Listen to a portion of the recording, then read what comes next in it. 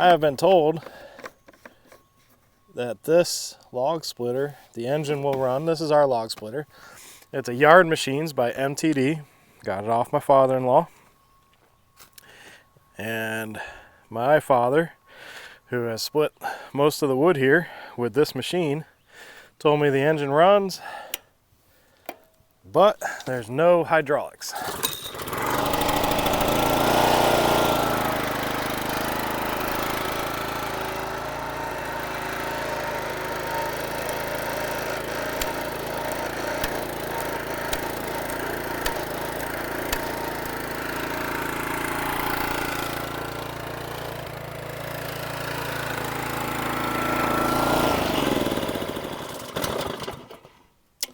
That is correct, no hydraulics. You can see here the piece that they were using, or not using, but trying to split. Big old knot in this white oak piece. And that's when the coupler gave up the ghost. And quite a bit has been split with this. Keep in mind, it's a single wedge. So everything that got split had to be put through the machine every single time for each split. So it split a good amount of wood.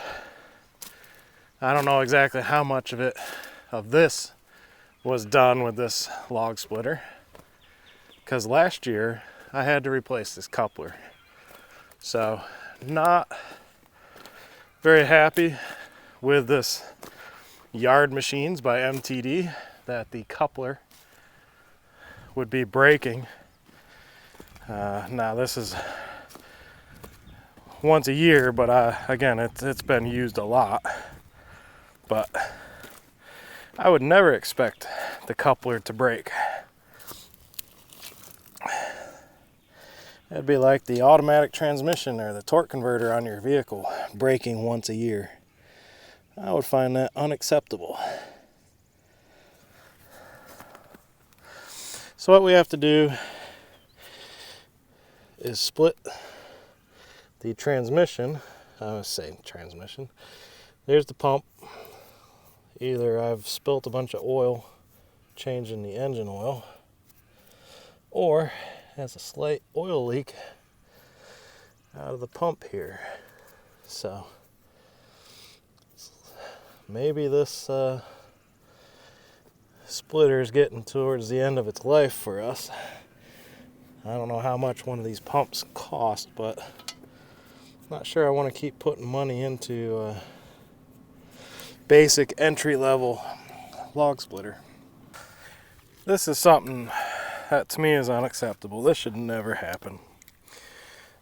The coupler should never break just through normal use. Of course, you can break anything, but the coupler is just one thing that should never, ever break under normal use. So I am taking 3 mounting bolts that go into the base of the Honda engine. Alright, let's see if we can pull this Honda engine off. Like I said, it's a standalone unit. There we go. And you can see it has sheared off. There's 3 dogs. Yeah, 3 dog night. There's 3 dogs there. Let me get the brand new one.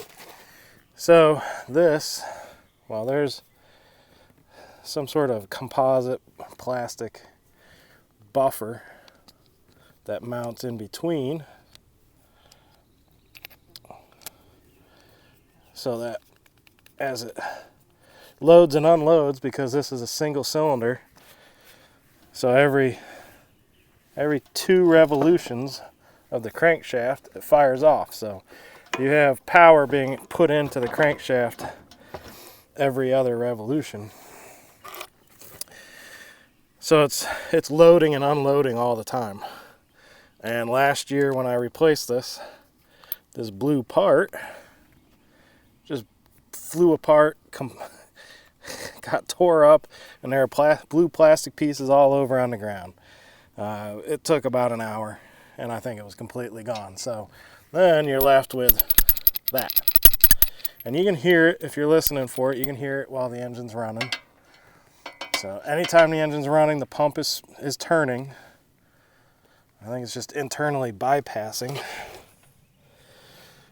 until you hit the lever up there. So one thing that's important is to get the spacing right, because you don't want to have it like this where it's just barely touching. You want it as much engagement as you can get. So I'm going to mark this on the shaft so that I can hopefully get it back into the same spot and get as much engagement as I can. So we have, there we go, that was the right one, good guess. Lefty loosey. Oh, so hard to remember that. There's a keyway right there. And our new ones do not have a keyway, so I'll just leave that keyway in place. And everything's the same. All right. Got me a set of pliers. The downside to this, I don't know if you can see it, is that this end is a ball end compared to this end. So when you're trying to crank on it, put some torque on the ball end, it may slip and you can't get it to loosen. Now I was the one who tightened this last year, so let's do a test fit. Interestingly, when you look at these pieces, it looks like it just completely wore off that part of the tooth. When you look here, that part of the tooth there is no step on the tooth, so you can see how much smaller that tooth is, and it finally wears it down to where it breaks it off. Sorry. This is that one, but the point is the other side's the exact same way, that the teeth are not stepped. It's just it has worn that tooth down that much, and then it can finally break it off. Because we want the teeth to be fitted as close as they can be to each other. If you look, it was almost perfect. It might have been as much as it could have gotten that I did last year. You want as much tooth engagement as you can get. So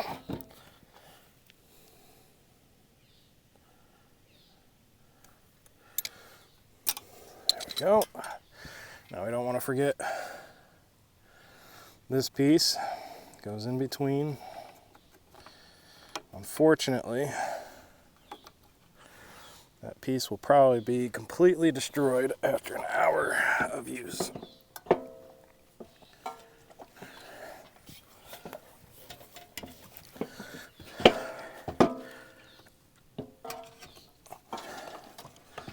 Just gotta line these up, and since that blue plastic piece is now in there, it's a bit more difficult. It's pretty tight clearance. There we go. I'll turn the engine until we get to where our bolts line up. And I have learned always start every bolt before tightening any of them down. And not just on this log splitter, I'm talking in general. And then before I tighten any of them, I try to get all of them very close to where they're almost snugged up. unsnugged, so I'll unsnug it. And I'm going to use the dirt as some cheap Loctite.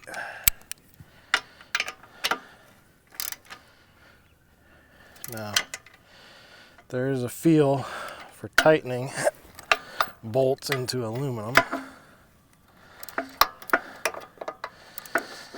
And unfortunately, it typically requires you stripping out some bolts in order to get that feel. You can either look up the torque spec on everything, or you can kind of learn that feel.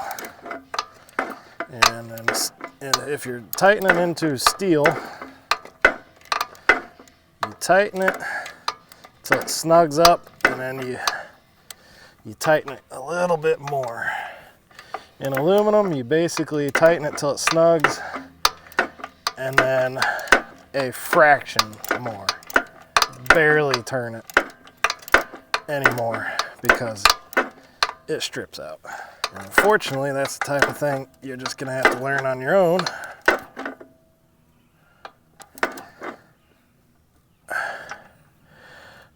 So if you've got some junk piece of aluminum, you can go ahead and learn on that. Now this one's a little hard to tell because of the grit and stuff that's on the threads. Now this one is tight, this one no more. But these other two seem to have some grit in there. Maybe some oil. Anytime there's oil on threads, it reduces the friction. There we go. So, be very careful about tightening up on aluminum if you're not used to it. Very easy to strip out, and unfortunately this basically is the block of the engine that we're tightening these bolts into. So if you mess it up, you basically stripped out a bolt in the block. Now it can be fixed with something like helicoil, but that's extra work. Ooh. More resistance to turning over this time since you had to turn the hydraulic pump.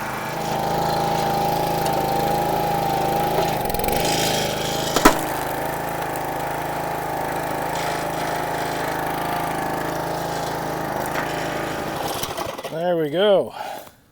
It works again. Now let's go ahead and check that coupler in there. Yep. Just a little bit of space there, which is probably what you want because these parts are all going to warm up. Engine's going to get hot. Transfer heat into this, same with the pump. But these are also going to heat up because they're hitting on each other, even though there's plastic in there currently. So you do want to give a little bit of space for expansion when things heat up, but that's how easy it is to swap out a coupler on this MTD. So after just an hour or two of use, you can see these bits of blue. This is one of the largest ones, but it's all sorts of little blue pieces of plastic there. And if you look in, there's one that's breaking right there. So it will completely destroy and remove the blue plastic or composite, and then it's just metal on metal. The first winter that we had it, I expected to use it, and I didn't use it at all. We were splitting in the fall, but throughout the winter we didn't split at all, and the carburetor filled up with water. I couldn't get it to start, so I drained the carburetor float bowl. Nothing but water came out. I then had to drain the tank because it was mostly water as well, which is why there's a shutoff right here on the fuel line. So when you're not using it for extended periods, shut it off, or if you're transporting it, shut it off. And took the carburetor off, I cleaned it out, put it back on, and it ran, but it surged. it was trying to find its idle, and even had to run it on choke just a little bit while it was running and splitting for it to get rid of any hiccups or surging. It just ran better on the choke. So I now use this Amsoil Quickshot. I mix it into every single gas can for my 4-stroke engines, and through using this extended use, it has completely cleaned the carburetor. It now does not surge. It runs perfectly, and that was after I cleaned the carburetor out. It was having problems still. It ran, but not great. And I put this Quickshot into every single gas can that I go fill, so it's always cleaning the carburetor out as it's running. It also has fuel stabilizer in it that's good for a few months. So any 4-stroke small engine that I have, it now gets this Quickshot.